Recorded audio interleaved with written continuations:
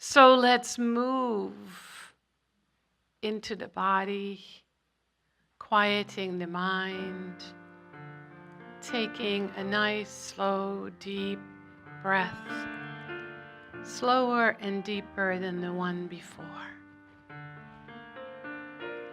And just feel yourself become really present.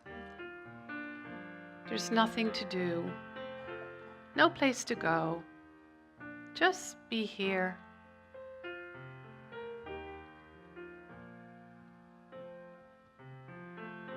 The more present we are, the more connected we feel to ourselves.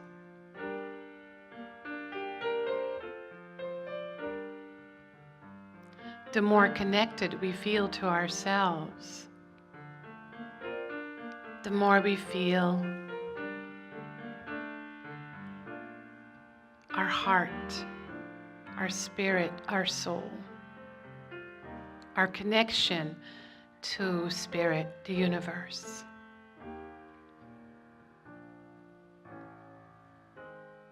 And the more we feel that, the more grateful we are, regardless of what is happening in our world. So just let yourself go to that quiet, holy place that connects you to life, that makes you feel a little bit lighter. Maybe a smile even appears on your face.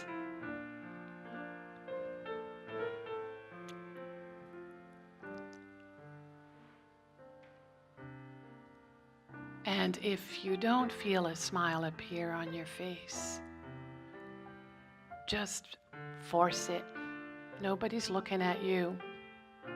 So just feel a smile appear on your face and notice how relaxed you become when you simply smile.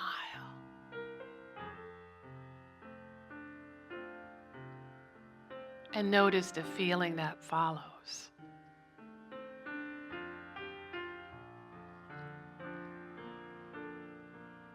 And notice the next breath you take. And see if it's fuller, richer.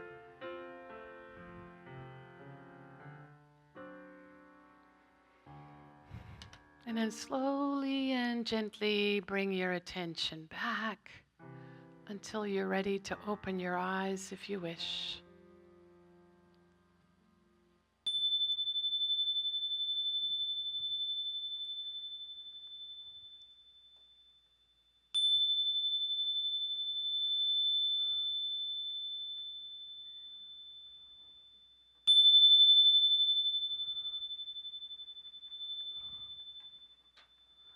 Good morning, everyone.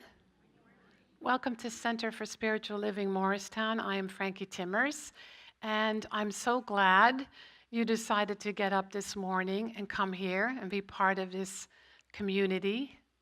If you're here for the first time, I want you to know that you're walking into a warm hug, whether you feel it or not, or whether you believe it or not, because this community is really here to love you and to support you, and to let you know that no matter where you come from, where you've been, what you believe, what's happened to you, that we believe that you are spirit in physical form, in a human form, and that with spirit or God or divine love, whatever you call it, anything and everything is possible. So we're all about transformation and healing just means connecting with our inherent wholeness. So happy autumn. I know some of you are severely depressed about it, and some of you deliriously happy, and then there's that in between. The most wonderful thing about driving up here now, because it's been 4 years that I've lived in New Brunswick, is that to see a change every day And I'm off Fridays and Saturdays, so to come on Thursday and then come on Sunday to start seeing how different it looks and how magical it is and how beautiful Mother Nature is. So we have some treats for you today. Rhonda and Mike are back to do the music for us. And Rhonda is running out the door after celebration because she's doing a jazz brunch for Reverend Jennifer up in Rockland County. And I don't know if there's still places for that. They're not. She said that they sold out. So it's sold out. Next time, be earlier if you're on their email list or Facebook. So she's going to do some beautiful jazz there. Is Mike coming with you? No. Oh. All right, and so the other thing that I want to tell you is that we have a special healing circle at the very end of celebration for one of our members. So the one thing that, and John is assisting me today, so I'm really happy. He loves autumn. He's so excited that we're moving towards winter. Those of you who know John is just like, oh. So the one thing that we do at our center all the time is our beautiful form of prayer, affirmative prayer called spiritual mind treatment. So close your eyes and just let yourself feel the words. You don't have to really listen to the words. You don't even have to think about the words. Just let yourself feel the words because the theme this month is spiritual mind treatment, the feeling. So just close your eyes and feel the beating of your heart. Just feel your breath. And begin to touch that sense of knowing that you are more than a physical body, that you are more than skin and bones, that you're more than any life experience, any identity, any condition, that you are love, that you are peace, that you are harmony, that you are the sweetness of life itself, that you are a spiritual being having this human experience that is perfectly conducive to your awakening, to your remembering who and what you really are. And so today, I know that we live in a spiritual universe as spiritual beings, and that the human experience is something that's exquisite. Even though the mind, the ego mind, might not think that or feel that or say that, that's the truth, and that's the place we get to arrive at. That's why we come into spiritual community. That's why we long for a sense of belonging. That's why we long for greater happiness, greater health, greater joy, greater abundance. It is that drive inside to remember that we already are that, and to align our beliefs, our consciousness with it, so that it can then outpicture in our lives. So today we bless all of our human experience, and we realize it's just on the blip of the radar of our soul, which is eternal, and that life makes available to each of us so much good. Today we remember to claim it, to welcome it, to accept it, and to trust it. And so it is.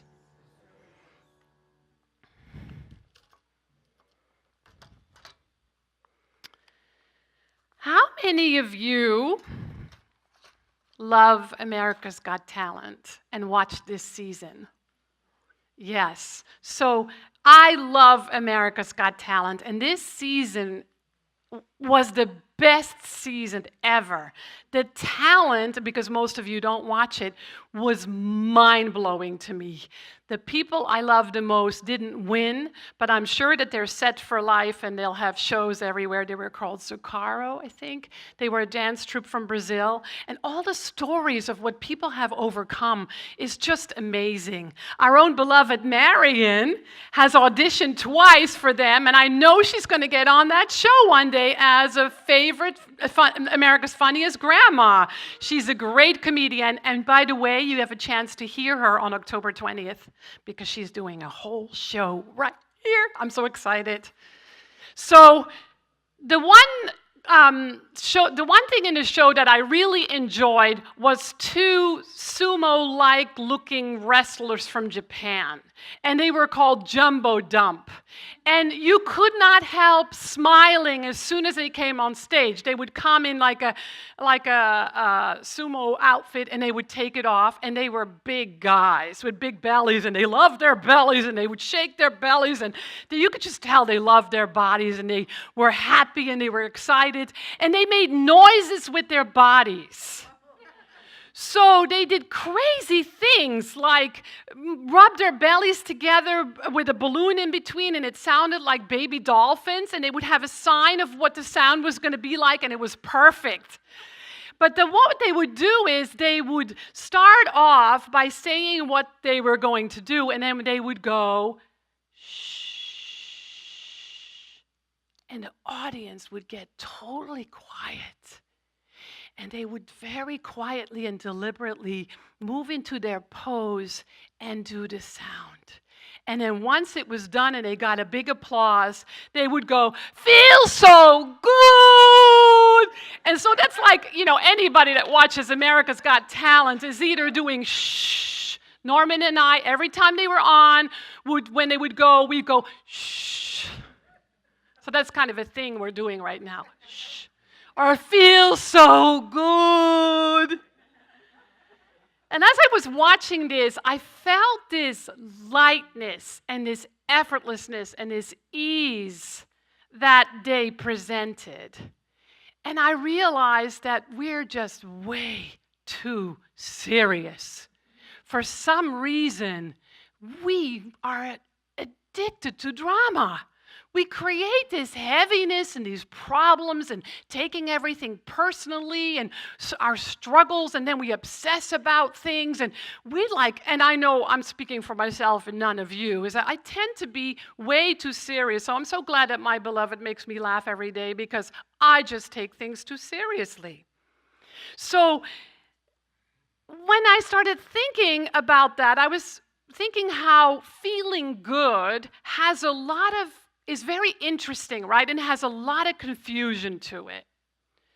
Because a lot of what common culture identifies with when it comes to feeling good is a little bit more surface, is maybe a little bit more temporary, and maybe a little bit more unhealthy. So think of some of the things that are more unhealthy or temporary about feeling good.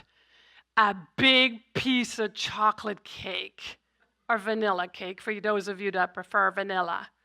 Ice cream, food, sex, shopping, a new job, a new car, looking for a relationship, a new piece of clothing, new shoes. Right? So that we have these things that sometimes tend to be temporary, and then once the joy of it wears off, we're left kind of down, right? And so we live in a world where the collective in general is pretty obsessed with it. You can tell by the commercials that you watch and the advertising in magazines. This perfume, oh my God, it's going to change your life and attract all sorts of wonderful people that you want to connect with. So there's all these things about feeling good that we're surrounded by and infused with that tend to be more temporary and tend to be about the more unhealthy way of being in the world. And so, in a way, what we're covering up is feeling bad, right? When we feel bad, we think a pint of Haagen-Dazs can totally do the trick. Or a good movie, or whatever your favorite distraction might be, or a stiff drink. And so when we think about these two guys, they are inviting us to slow down, take a moment, take a breath, become quiet, connect more deeply with ourselves, with our inner light, and make some healthier choices. So I want to talk about that and about making healthier choices. And then John, who loves autumn, is going to share a little bit with you, and he has some more lightness he's going to bring. And then you're going to hear from Gail, who's going to talk a little bit about taking classes. So we have some good stuff in store, and then some feel-good music. So what are some of the things that you do for yourself that feel good, that are more everlasting, that are not temporary?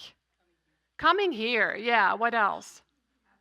Affirmations, playing the piano, prayer, meditation, connecting with friends, exercise, yoga, reading, naps. Love naps. Listening to music. Dogs, our pets, yes. So these things that we are mentioning are actually like experiences of healing. You know, I don't know about you, but I have literally looked into a baby or a pet's eyes, looked into their face, and just feeling everything melt away, and it just feeling light. Even with music, I can listen to music, I can listen to Rhonda, and she fixes any problem. She's like the queen. With Mike behind her on the piano, it's heaven.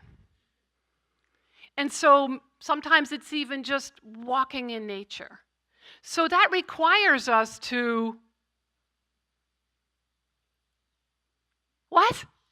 Shh. That requires us to take a moment to become quiet, to step away, and to connect more deeply with our own heart, our own soul, our own spirit, which is really the greater part of us. So spiritual path is about flipping that switch, moving from identifying with our smaller ego, human self, to identifying with our spirit. Because we tend to be over-identified with our human nature, our human stuff, our human self, our ego self. And so that's why we feed ourselves things that are life-transforming, that are changing, that really feel better. I sometimes walk into my massage therapist's office, and when I walk out, I literally feel like I'm a completely different person. Right? And we've all had those experiences that might be 5 minutes, 10 minutes, an hour, where we look at life completely different. And sometimes they can be very shocking. Sometimes they can be hugely life-transforming.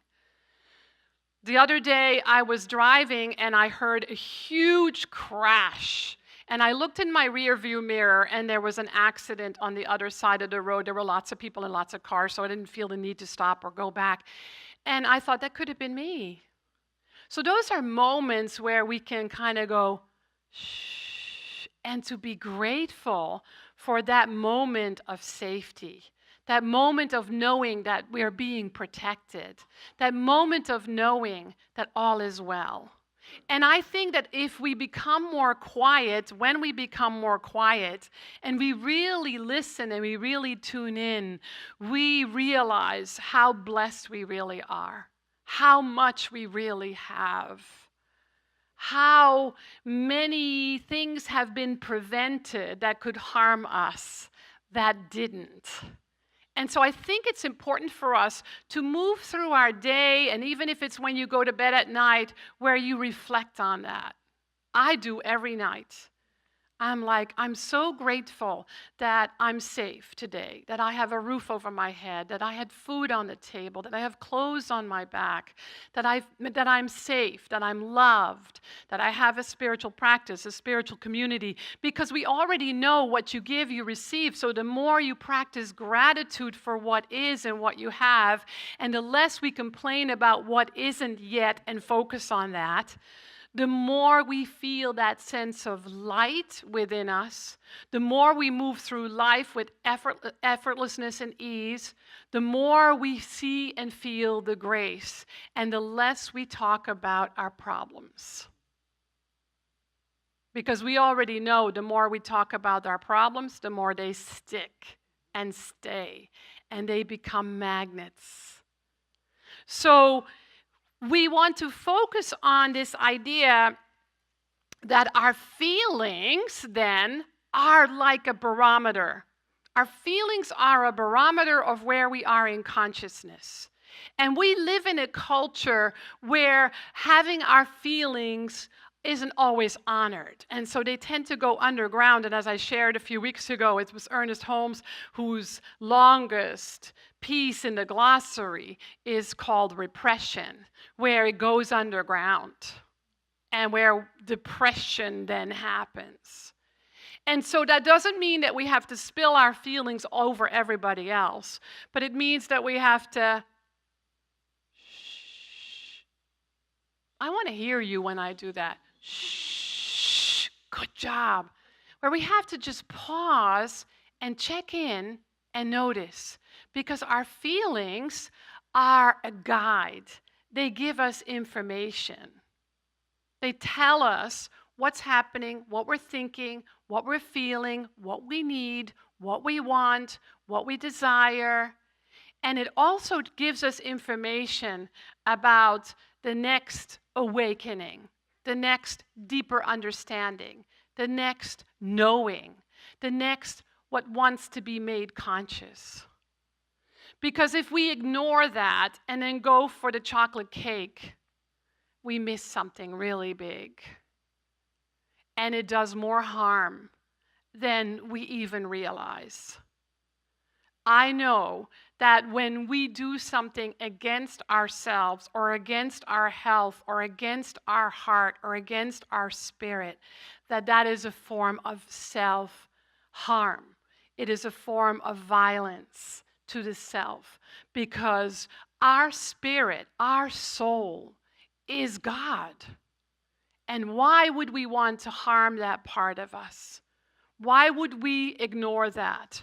Why would we speak to ourselves in ways that we would never speak to a dear friend? Why would we speak to others in ways that we would never want to be spoken to? So the feelings then make us more aware and more awake, and they become a guide for us. And that is very powerful, because it means that we're going deeper and we're moving away from the surface. And so we use our spiritual practices, and the most powerful spiritual practice that we use is spiritual mind treatment, affirmative prayer. And I know some of you are still sitting here saying it's magical thinking. It's woo-woo. It's not worth my time. I'm not going to do that because I don't know how. I don't do it right. I'm not going to a practitioner because as sure as heck I'm not spending any money on that. Or I'm not going to hang my dirty laundry. Or I'm too ashamed to share my struggles. Which is they're all forms of self-harm in essence, right? And so what we want to do is we want to do our spiritual practices, and we want to actually feel them. When you're meditating, what are you doing? What are you doing when you're meditating? What's happening when you're meditating? Yes, you're listening to your soul, you're listening to your heart. How can you not feel anything when you do that? How is it possible for anyone when you're listening to your soul, to your spirit, to your heart, and you can't feel that? How is that possible? It's because we're so blocked. And so we have to go shh long enough to feel it, no matter how scary that may be. Because see, what happens when we start listening to our soul, the ego mind is afraid it's going to hear some things it doesn't really want to hear. Like, leave that relationship now. Like, stop eating, fill out the blank. Like, get another job already. Or get a job. Or move. Or Whatever it may be, the ego mind is afraid to hear messages it doesn't want to hear. But the beauty is that when we're true to our soul, what we need is always provided for us. So that requires trust. And we don't even want to feel what that feels like. To fully trust spirit with our lives, it means that we have to let go of control. So the whole idea of spiritual practices is feeling a deeper connection with our true self and to be in service to that more than our outer life. I think the one thing that every human being longs for is to be loved, to be seen, to be heard, to be cherished, to belong. We think we're going to find it in another person. We think we might find it once we take that one workshop or that one retreat. But we really can only find it within ourselves by establishing a love affair with the self and a deeper connection with our own spirit. And then, we feel that and we receive information. And so that is not temporary. That is everlasting. That is transformative. That will snap you out of a place where you've been feeling stuck in a way nothing will. And that is where you remember who and what you really are. Isn't that something beautiful?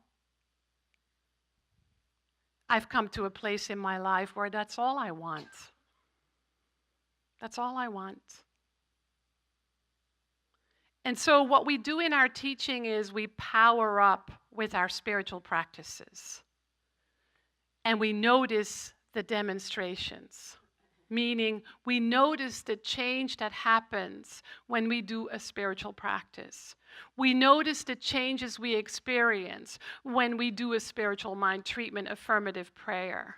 And if we don't notice any changes, we fine-tune the prayer. And if we still don't notice any changes, you reach out for help. We have 6 practitioners at our center that are trained to support you in that. We have classes where you can learn more about that and truly have that experience. And actually, we happen to start tomorrow. I am so excited because that's my favorite time of the year when we start new classes. Sitting around a table with people who are hungry like that, who long for that deeper connection with themselves. So I'm actually going to dive right in tomorrow, so put your seatbelt on because I'm going to challenge you. Don't let that stop you because it's going to be fun. I'll make it safe, I promise. And so I read this beautiful little thing on Facebook. I'm telling you, that is the best place to get material for Sundays. And it's called What's in Your Cup. I love this. You're holding a cup of coffee when somebody comes along and bumps into you or shakes your arm, making you spill your coffee everywhere. Has that happened to anyone? Yeah. Why did you spill the coffee? Because somebody bumped into me, of course. Wrong. You spilled the coffee because there was coffee in your cup. Had there been tea in the cup, you would have spilled tea. Whatever is inside the cup is what will spill out. Therefore, when life comes along and shakes you, which will happen, whatever is inside you will come out. It's easy to fake it until you get rattled. So we have to ask ourselves, what's in my cup? When life gets tough, what spills over?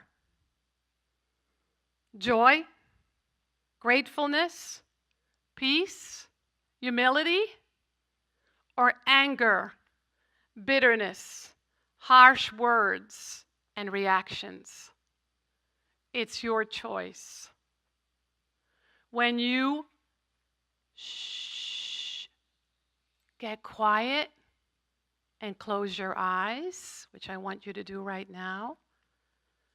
When you get quiet and close your eyes, What do you feel? Just quietly notice what you feel. And suspend any judgment, good or bad. Just notice how you feel. And place it on the altar of your heart. Because your feelings matter. Your feelings are a gift. Your feelings are information. They lead us back when we trace them to either being grateful or knowing where to go, what to do to be grateful. They remind us that we are love already, especially where we have forgotten. That we are loved purely, unconditionally, gloriously, perfectly by Spirit within. And that we can receive that and feel that completely until it spills over. That we are blessed regardless of our own opinions. Because we are spirit individualized and we have a powerful mind to transform anything in our lives that doesn't serve us or that we do not love. We are filled with grace that protects us and shows us how beautiful life is. The beauty that we are to witness and be fed by.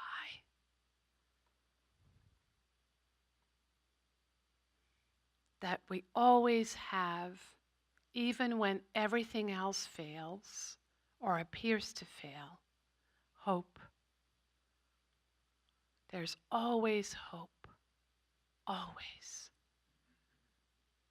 So even when things look the worst, we can go, shh, and turn to that infinite well of spirit, love, grace, peace within, and partake of it so that it becomes a prayer, a spiritual practice. There is so much light. Always more light than darkness, as Ernest Holmes says.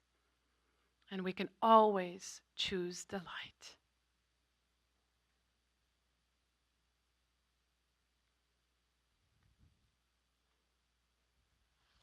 And so it is.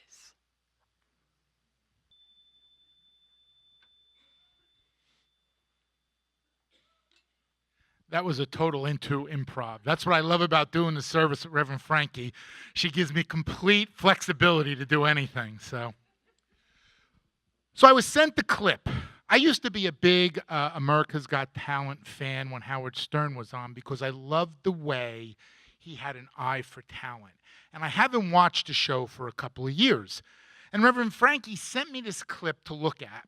And usually what we do is we talk over the weekend and we plan what we're going to talk about. The only reference I had till today's talk was that clip, okay? So I look at these two sumo wrestlers. And I was wondering, first of all, what our beloved Reverend is watching during the week. But I watched what they went through. And they took their shirts off and they had the little sign and they went, and then they did their little act with their body sounds. Some of them were cool and some of them weren't. I got to be honest with you. But what happened was when they did this practice, they kept showing the judges and they would flip to the audience. It's amazing how addictive it became to the judges and the audience. So they would do one skit and they would do shh, and at the end they go, it feels so good. And they did a couple of them. But there was one that was a little goofy, and on America's Got Talent, when a judge doesn't like it, they hit the buzzer. So one of the judge hit the buzzer, And one of the other judges got really annoyed and said, "Come on, that's so funny." And he ran up on stage, like totally like they do some improv stuff there. And he got the rubber band and he was about to rub it on the guy's stomach. But what happened was the audience instinctively all went. So what I'm saying is they fell into that practice just from that little skit. So it made me think when we were discussing this morning that where in our lives, where's that chaos that we have? Where's something that's going to come up that we just instinctively need to go, shh. Now, obviously, as discussed, it's in our morning meditation. And I read something from Ernest Holmes as I was putting this together. He said that when we come together, and Ernest Holmes is the founder of our teaching, he said that when we sit in the morning in meditation, if we don't feel it, we need to get to a point where we feel it. And I thought to myself, oh my God, that's the... And he says, once we feel it, proceed with the meditation and go out through the day. But as we're going through the day, we need to get to that place of a couple of times during the day. So that's why I thought this talk was very appropriate this morning. And that's what really the invitation is for all of you this week. Where can you bring that into your life? So I'm going to read you a little cute poem to close before we do our offering. Anybody who knows me knows I was born with a tank top and shorts. I love the summer. I love the sun. The hotter, the better. This is not my favorite time of year. But being a minister in training and a licensed practitioner, I'm going to honor it. So I'm going to honor it with a silly little poem.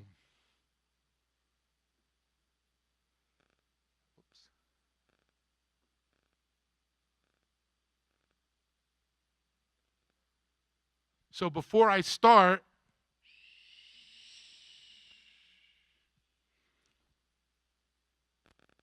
fall is here. It's easy to see. The leaves are falling from the tree. Red, yellow, orange, green, purple, and brown. The leaves are about to start falling down, down, down. The days are cooler. It's easier to see. The season has changed right in front of me. And isn't that the truth this weekend? From summer to fall in just 3 months' time, the apples and pumpkins are at their prime. Fall is here. It's easy to see. The squirrels are collecting the nuts right in front of me. The seasons change throughout the year. And before you know it, winter will be here. Fall is here, it's easy to see. The leaves are about to fall from the tree. Red, yellow, orange, green, purple, and brown. Leaves are falling down, down, down. It feels so good. We'll bring our ushers up after that. Oh, song, then we'll bring our ushers. Good morning on this beautiful fall morning. I am affirming the nice weather, that we can breathe in cool air, but I am treating for a little Indian summer. I'll give it a couple of weeks. I want to talk about the classes. And in keeping with the theme, I am starting this week taking my 6th class in a year. So obviously, I feel good about the classes. And for so many reasons, starting with learning about the science of mind, which is the basic reason for taking the classes. But in that teaching, it's an experience. The classes are actually an experience, a feel-good experience. You get to experience the science of mind.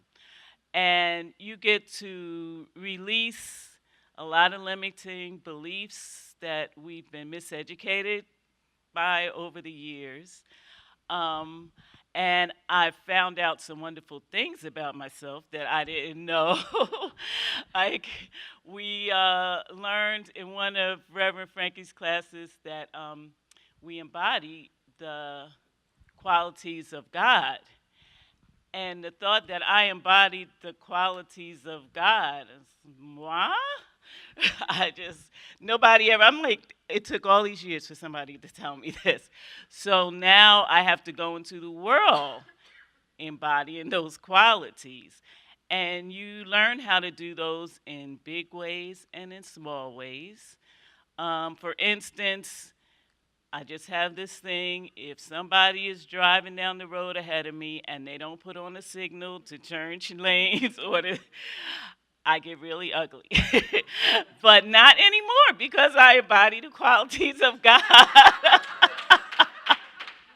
So actually, first experience I have is gratitude that we're safe, that they didn't hurt me, I didn't hurt them, we're okay. And then I send them on their way with grace and blessings, which is new for me.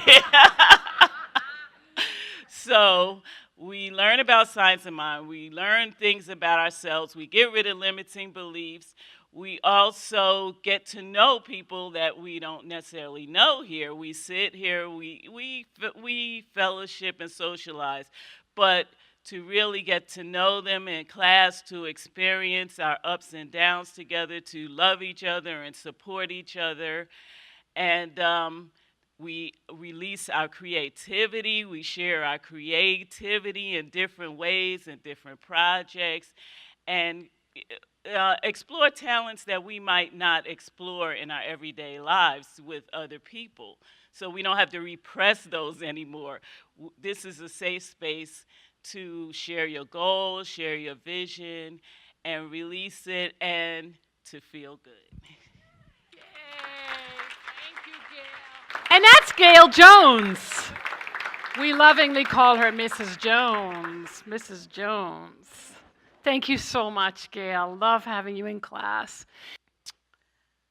The last thing that we're going to do is right now is that we have some of our members and friends that are dealing with health issues. Serious health issues.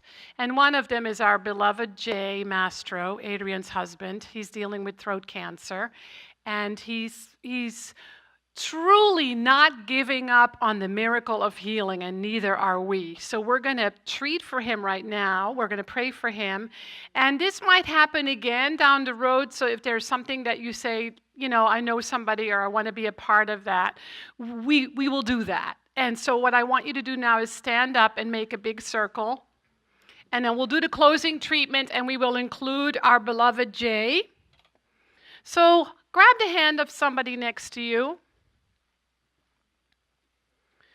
And because I believe balance is important, I want you to have one hand be receiving and the other hand giving. So that means your thumbs are going to be to the left.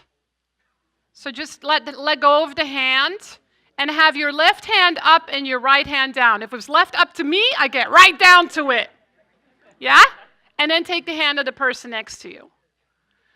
So I want you to hold Jay in your heart as we do this closing treatment, which is for everybody, but we especially bless Jay today and Adrian as they move through this life challenge. We know that the healing power of spirit is in everyone, everywhere, all the time. We don't always know what that looks like as an outcome, but we sure as heck believe in the power of it. So let's know this, that there is a power and a presence that is greater than any of us are. We call it God, love, divine presence, the infinite grace of the universe itself, the infinite intelligence, whatever we call it. We use a name that invokes a feeling, a deeper connection, an awareness that we are more than a lifetime as a human, that we are souls unfurling, unfolding, remembering that love is all there is, that grace is all there is, that the healing power of spirit is everywhere, present in everyone, everything, all the time. So right now we embrace that truth And we envelop Jay in it as he is so open and receptive to the healing power of spirit, experiencing the miraculous. And so we take this word for ourselves as well, and we hold our other loved ones that we know that might need this affirmative prayer, and we simply understand that in the oneness of all life, there's only the one, there's only the I am that I am. So each of us then releases any idea of lack and limitation. And this means that each of us are more open and receptive to having a wonderful, wonderful life experience, to feel so good, and to remember to be a bringer of light. And the more we are a bringer of light, the more we experience the lightness of being. Anything that is in the way, whether we're conscious of it or not, for ourselves, for Jay, for anyone else that we love that is struggling today, is dissolved by means of this word. Universal law is already working it and working it out and responding and demonstrating the highest and best truth. And we each claim it for ourselves by saying together, and so it is. Have a great week, everybody. Enjoy our social hour.